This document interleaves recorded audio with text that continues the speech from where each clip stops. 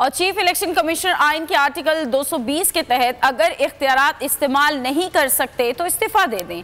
20 अक्टूबर को शहर भर में मुजाहरे, 21 अक्टूबर बाग़े जिना ख़वातीन का जलसा आम होगा। हाफिज नईमुर रहमान की बल्दियाती इंतखाबात के इल्तवा पर प्रेस कॉन्फ्रेंस, कहा कि आलमी सतह पर कैंपेन शुरू की जाएगी। विफाक और सूबा दोनों को जवाब देना पड़ेगा। जमहूरियत की नर्सरी पर शब खून मारा क्या? इलेक्शन कमिश्नर साहब, आपकी पोजीशन ये नहीं है कि आप उनसे पूछें कि आपको इलेक्शन कराना है कि नहीं कराना। आपको आइन ने यह इख्तियार दिया है, आइन की आर्टिकल 220 के तहत किसी भी इदारे को इलेक्शन के इनेकाद के लिए इस्तेमाल कर सकते हैं। तो इसका मतलब यह है कि आप एक कमजोर चीफ इलेक्शन कमिश्नर हैं, आप अपनी आइनी पोजीशन से वाकिफ नहीं हैं, लिहाजा आपको तो इस्तीफा दे देना चाहिए।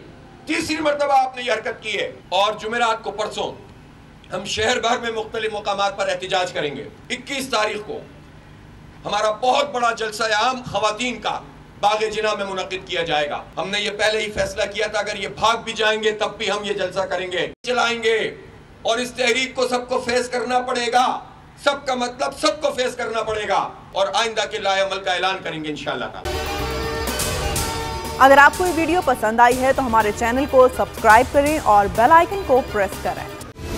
सबसे बड़ी कवरेज, सबसे बड़े पैनलिस्ट, हमने तो बड़ी PMLN के वार सहे, वो भी बिला वजह। सबसे ज्यादा रिपोर्टर्स। इलेक्शन कमीशन की जानिब से कोई इंतजाम इतने अच्छे तरीके से नहीं किए गए। बोल की रिवायत, सबसे पहला नतीजा। अहम खबर है, बहावल नगर भी कप्तान का PTI कामयाब, मुकम्मल गैर हतमी गैर सरकारी नतीजा सिर्फ बोल न्यूज पर। लम्हा बा लम्हा इलेक्शन की खबर सिर्फ बोल पर।